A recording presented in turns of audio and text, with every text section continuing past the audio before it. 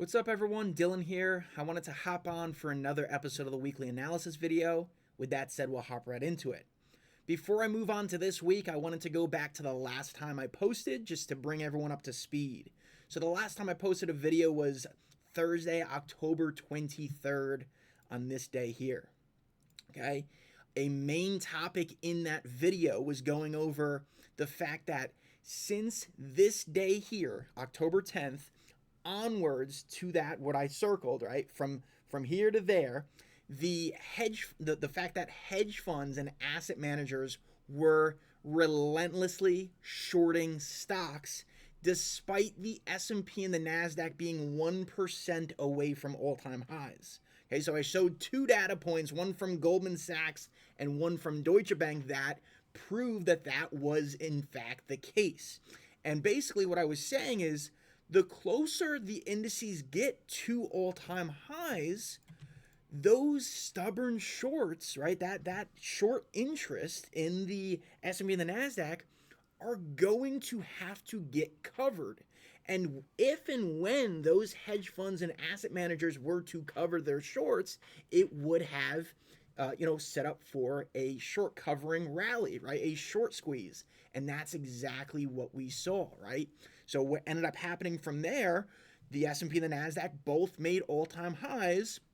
Shorts were covered, and the S&P and the Nasdaq went on to rally about 3 and 4.5% respectively. Okay, so don't take my word for it. I'm going to show you exactly what the Goldman Sachs Prime Desk posted the day after I made that video. Okay, so after 2 straight weeks of selling, hedge funds reversed course and net bought U.S. equities this week, driven by short covers in macro products and to the lesser extent long buys in single stocks. Nearly all of the ETF shorts raised last week, right, were covered this week. Very, very important. All right, we go down here and you can see very, very, very clearly, again, that's what I just said right here. Right, driven by short covers into a much lesser extent long buys, 3-to-1 ratio, right? Single stocks were modestly net bought. Hedge funds net bought U.S. material stocks every day this week, and the fastest pace in more than 8 months, driven almost entirely by long buys in that sector. Okay, so again, what I assumed would be the case ended up being exactly the case. Okay, so you would think that since making those all-time highs and those hedge funds and asset managers getting stopped out of their shorts, right, having to squeeze out of their shorts, cover their shorts, and ultimately lead the market to all-time highs, you would assume that we would be in a much better spot in a sentiment perspective, but you would be wrong, right? We're still in fear, right? 1 week ago, it was 33, right? Now we're at 35, so it hasn't gotten much better. I would think, right, now that we're at all-time highs again, right, or in the last week we've hit all-time highs, those hedge funds and asset managers have covered their shorts, yeah, I would think we'd be in that neutral territory, but no. We are still very, very fearful. So in this video, I'm going to talk about things that are bearish, right? On paper, things that are bearish, things that are bullish, and how to really, really dictate which side is correct. Because at the end of the day, we're always going to see bullish context and bearish context. So a lot of people get a feeling of analysis paralysis, seeing, very, very contradicting pieces of context. Okay, so I'm going to share with you guys, stories or narratives from both sides, and then what I think of the market, right? Which side do I lean on and why? So hopefully everyone can learn something from this, right? Because again, you have to be open-minded. Okay, so one thing that I've been seeing recently over the last week or so, and it seems like everyone's talking about it, is the fact that a Hindenburg Omen pattern has triggered. All right, what is that? Okay, so this is from Subu Trade. He does a very, very good job in general. I recommend everyone going to follow him. He posts different historical patterns, and then anytime those patterns trigger, he shows you the historical data of what that or what ended up happening after the trigger of that pattern, being present. So in this case, he talks about what the Hindenburg Omen is and what the conditions or the criteria are. So here it is. For this to get, to occur, the SPX has to be above the 50-day moving average, okay? Also, part 2 is more than 2.8% of New York Stock Exchange issues are at 52-week lows and 52-week highs. And then the third thing is that the McClellan oscillator has to be less than 0, okay? So he talks about, again, let's click this, and you can see all of the times that it has triggered, right, in the past 30 historical cases, right? This is the main one that a lot of people are looking at. 1 month later, the average return on the S&P tends to be negative 4.09%, right? And it's a 70%, percentage chance of that occurring. And then you fast forward into 2 months, and it's a net average of a drawdown of 6.38% with an 83% chance of occurring. Okay, so a lot of people are looking at these two columns, the 1 month and 2 month, and again, very, very clearly put, in the last 30 times that this, pattern has triggered, it has been proven to give, clear evidence that the market tends to drop after that trigger point. Okay, so we go back to this, and this is very, very important. This is from stockmarketnews.com or _ investing with a Q at the end. Okay, so he talks, this person talks about, what the omen is and, what it implies and so on and so forth. But this is what I want to really focus on right here, right? Wins happen Wins happen frequently too, so it's bearish bias rather than guaranteed losses. So this is what I want to say right here, okay? Yes, it's bearish bias, but it's not a guarantee. You have to be open-minded and ideally coincide this information with actual real technicals or real, trigger points, right? So again, a lot of people see these things, and anytime they see a bearish piece of context, they jump on it, right? And they get all excited and they're very closed-minded. They're just thinking, oh, the market's gone way too high, way too quick. It's inevitable. We're going to go down, right? The valuations are overbought, this, that, the other thing, right? They don't think from an open mind perspective. They just think, oh, the last 30 times that this happened, a month later, the market was down 4%. So I'm going to close my eyes and buy puts, right?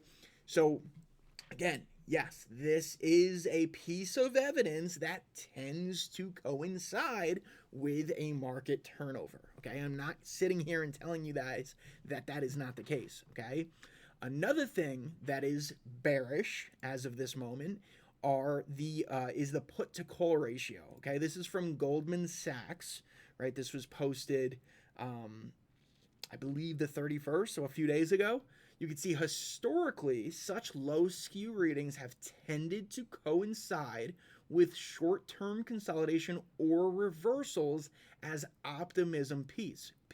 Okay, so what is this showing? This is showing that the put to call skew is at an area that has only happened, 1, 2, 3, 4, 5, 6 different times since 2020, as per this chart, right? And this is SPX versus Mag 7 put to call skew, okay? And you can see, right? You can see with those dotted lines, the vertical dotted lines, every time the put to call skew is at these low levels, right? What tends to happen is the market right? You could see that in the red is the SPX, right? Let me zoom in on this a little bit more. You could see that usually when that triggers, right, when the put to call skew is that at those levels, it tends to coincide with the S&P, right, the red line going down, right? Triggers, the S&P goes down. Triggers, S&P goes down, so on and so forth. So again, this is from Goldman, and they say, yes, that's what tends to happen, right? And similar to the Hindenburg Omen, anytime that put call skew gets to that point, the 1 month return tends to be very negative. Okay, so again, that is another coinciding piece of information that has similar results to that Hindenburg Omen pattern. Okay, another thing that was the Mag 7. This is single stock put call rate skew.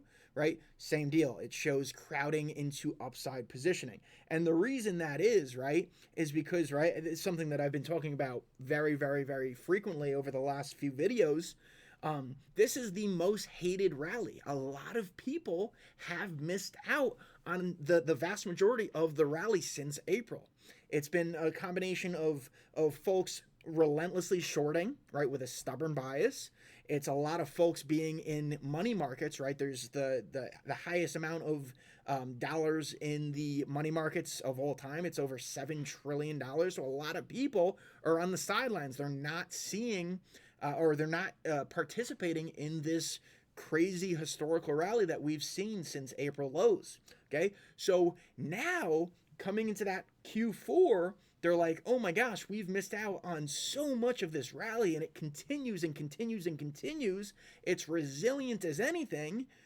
What are they doing? They're chasing calls, because calls on single stock or Mag 7, right, either or, to them, calls will give them that ability to really, really see some serious multiples to the upside if the momentum continues, right? They would rather chase calls and try to really, really get those 2x, 3x, 4x returns and, or more, as opposed to getting into that single stack equities, okay? Like equity shares, right? So what are they doing? They're piling into calls, hoping, right? They're excited about the upside. They're very, very optimistic about the upside. And what happens is when everyone is very, very, very bullish, right, it becomes crowded.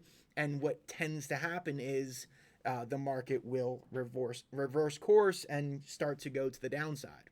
Okay, so again, so now we have Hindenburg Omen, right? That's, in theory, that's bearish, right, over the past 30 instances. And then we have the put to call ratio that is at levels that tend to coincide with a market reversal to the downside. Okay, so those are bearish. However, there are also pieces of bullish context. So here are some of the bullish pieces of context. Okay, this is from Tom Lee. We're halfway through Q3 of 2025 earnings season with 244 companies reporting.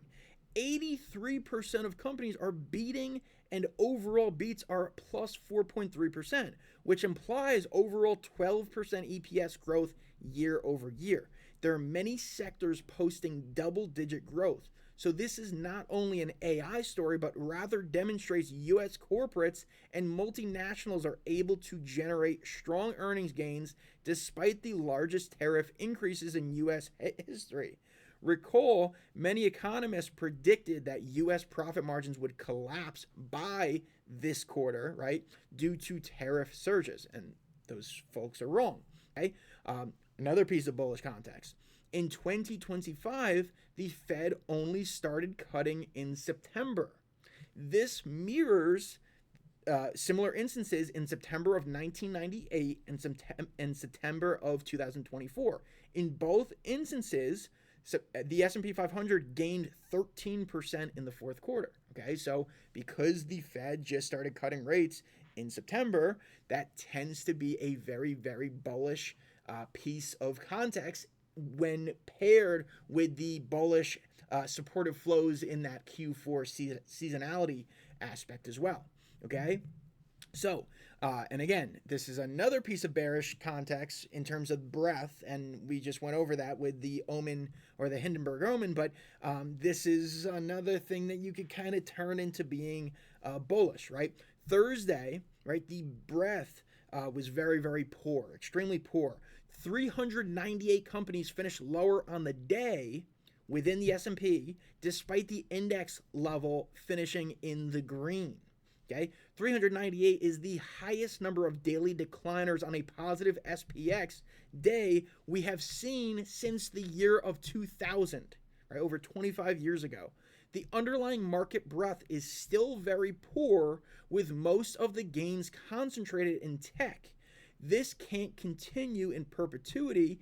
Either breadth starts improving or the entire equity market will be vulnerable. Okay, and to put this into context, this is an image of the 10 largest companies as a share of the S&P 500 total, right? Concentration keeps climbing. It's an all-time high, right? For the 10 largest companies within the S&P 500 represent 42% of the market cap.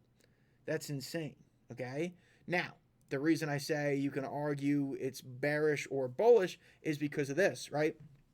Again, the bearish piece of context is if those 10 companies start to underperform, then what's left to hold up the market? Okay, so that's the bearish piece of evidence.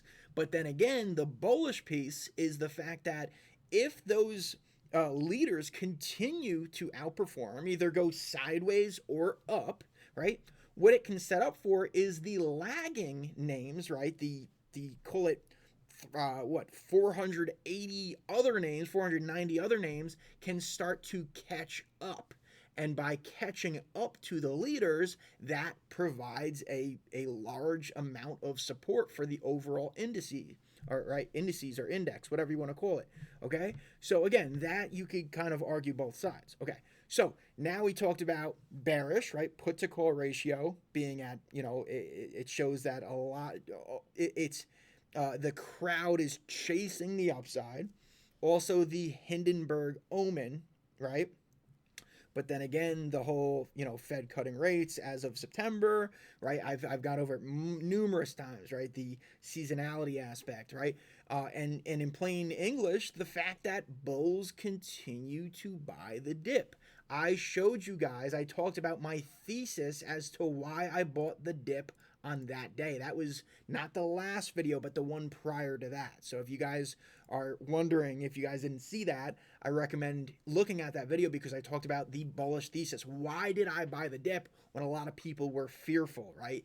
So again, those things all apply to this point, okay? So again, as I said before, rather than having a closed mind and seeing like the Hindenburg Omen post and saying, oh my gosh, the market's going to collapse, right? Having that one-sided perspective, you need to confirm with technicals. Okay, so as of this moment, I remain bullish until the market stops getting bought on dips. And it sounds so simple, but I'll actually give you some solid areas of context to really, so that you can draw these things on your end so that you can see it happening in real time. Okay, so what do I mean by that? As long as the market continues to stay above this area, right? I'm going to post it, right? We have this gap fill right here, okay? We have a gap fill that lines up with 6829.5. Okay, I'm going to go ahead and make this gap fill so you guys can see. Okay, that gap fill was in between October 24th and October 26th, right? It was the weekend gap fill. That has not gotten filled yet. Okay, so between there and 6,800, which would be a retest at previous all-time highs. Okay, the previous all-time highs were right around 6812, but I'm going to use 6,800 because A, it's a psychological whole number, and B, it was clear. It was a clear area of resistance, right? You could see one test there, two tests there, three tests there, before breaking up to the upside because of the short squeeze, right? That's what we talked about in the last video. Okay, so very, very, very simply put, as long as the market stays above 6,830 to 6,800, and RSP, which is the equal weighted S&P 500, right? This has been relatively weaker, okay? As I went over, the breadth recently has been very, very poor, right? In the last month, RSP is down 0.7%, whereas the normal S&P is up 1%. That is a massive divergence, okay? So I want to definitely keep an eye on the RSP because it is the relatively weak instrument. Okay, so 100-day moving average is going to be a very, very key area to keep an eye on. It has not been at the 100-day moving average since June 2nd, okay?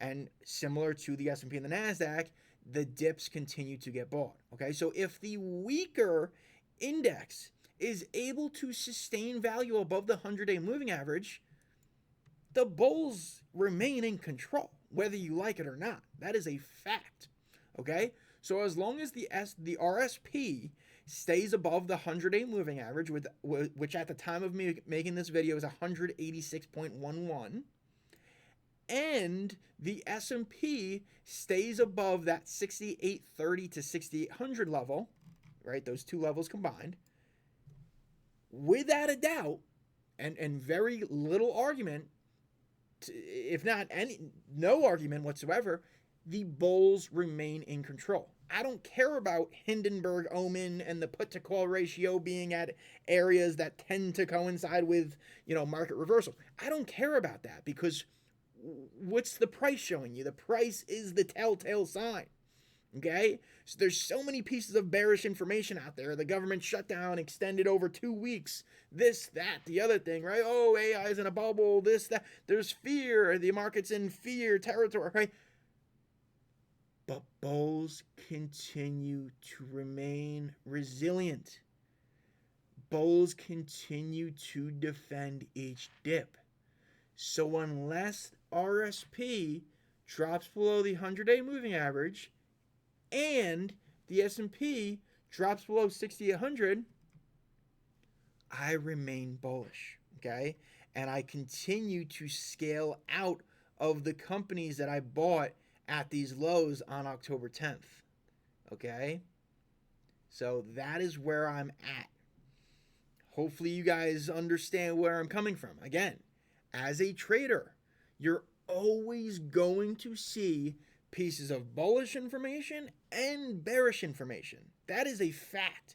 I don't care if the market's at all-time highs, all-time lows, going sideways, you're always going to see bullish and bearish, okay? The key is to have an open mind, understand both sides of the equation, and then use a technical area to really, really have an understanding of what side of the spectrum is in control. So until those areas get broken, I remain bullish, okay? So hopefully that's helpful. I will talk to you guys soon, and as always, I appreciate any feedback and any support that that you guys have, or and going forward, I'm very, very appreciative to everyone that supports the channel. Peace.